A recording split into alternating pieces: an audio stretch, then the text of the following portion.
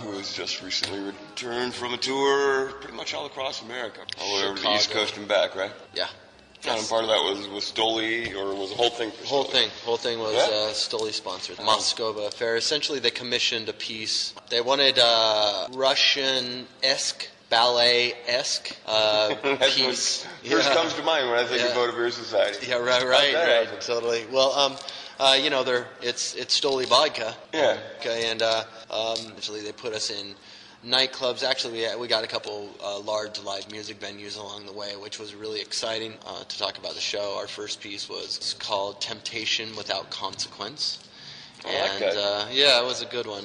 They're announcing or releasing their Stoli apple vodka. So they wanted to incorporate apple into the theme.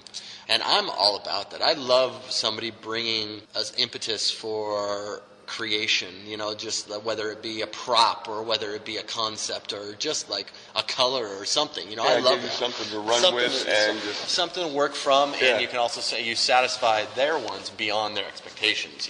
That was good. That was a great scene.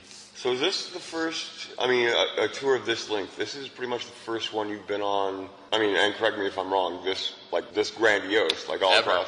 No, we've never been on tour before. I guess we've stayed out for the longest has been a week. That was Super Bowl, and then we went to LA, I think, for a gig directly after, something like that. But this was actually the first time, like I said, that we've created repertory pieces. That's I think why up until this point for the past 15 years it's just been such a constant artistic hustle on our side too, personally, and I think I made reference to this before in our last interview, that I never want to show the same thing twice. It's just like especially to the same crowd. This was a little bit different, and now I understand that you can keep doing the same thing night after night and it still feels much different than the night before because it is a different crowd. If we played this thing out locally more than once, in a given year, then it would feel like it was redundant on my side. So it was really fortunate to be able to put something into motion and do it 4 nights a week. And it just became more of a mastering than anything, refining of the pieces. And we've never been given that kind of opportunity before. So it was really, really awesome. A lot was learned on this tour. What are some of the things on? Well, first of all, how many people did you have on there? You had one bus, right? We had two. We had two buses, and they, ridiculous style too. By the way, decadent, decadent compared to going to the Super Bowl in Arizona, in Phoenix, from San Francisco in 15-passenger vans.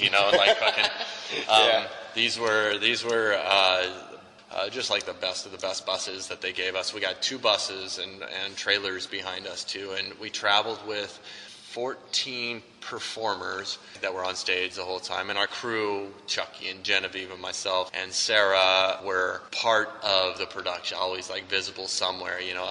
I counterweight people, the aerialists, and fly them out of a big apple that we had.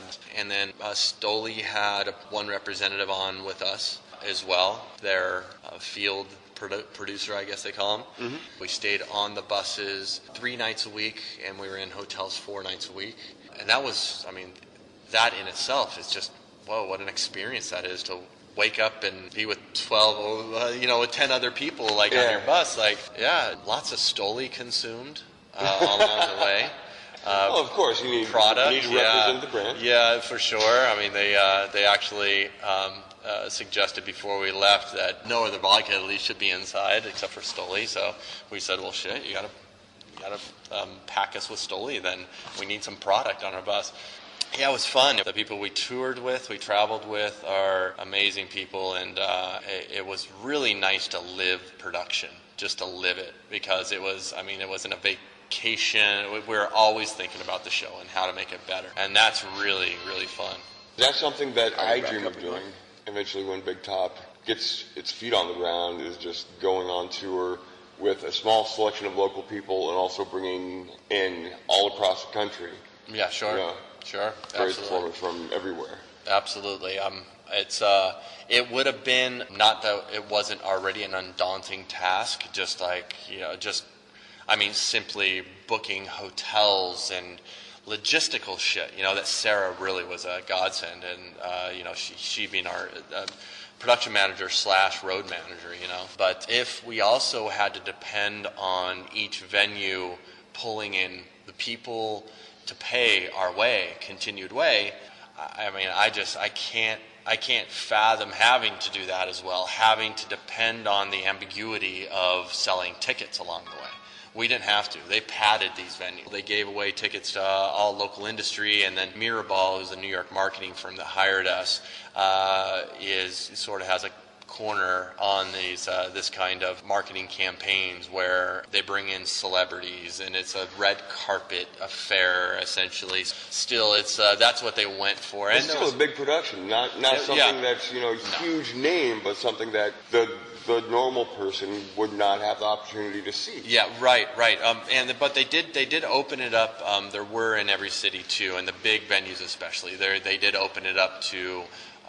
They brought in local promoters, which is really, all of it was great, and this whole thing was really just about planting seeds for doing it ourselves, and going around the country and meeting the right kind of promoters and playing the right venues and just vibing it, and, unloading and loading a truck every day, not having our studio space and our storage at our disposal. It's everything that you took right when we left San Francisco on August 17th was everything that we have along the road, and not having places to take not having room to take much more, or buy much more along the way.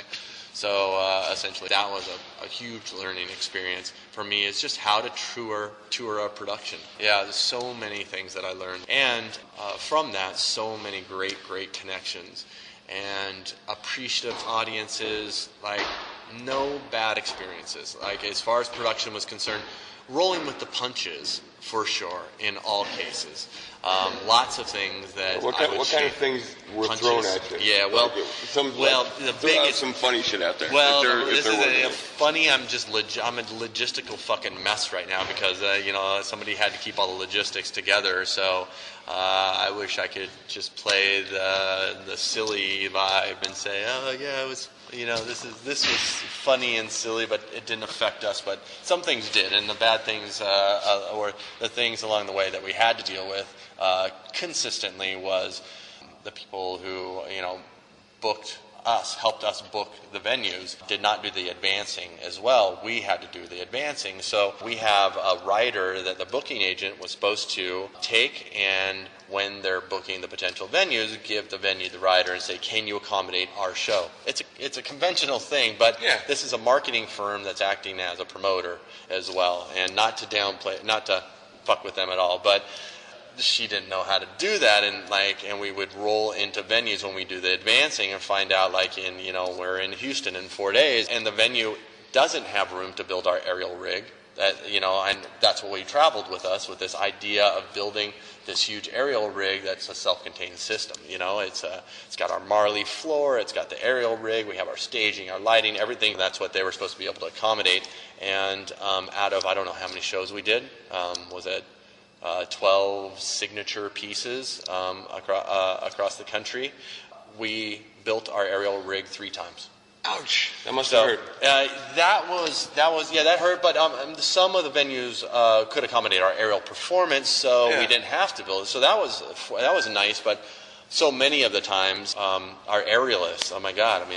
At least 5 of those venues didn't have aerial capabilities at all. 13-foot ceilings and shit. So. That was the biggest thing to contend with. What'd you do? What kind of things did you have to do to learn how to work around it? To make it work for you and make sure the company everybody was else, happy. And the company and the performers were happy. Really, the venue or the client was going to be happy with whatever we gave, because right off the bat we realized that what we gave them entertainment-wise was just way more than they anticipated.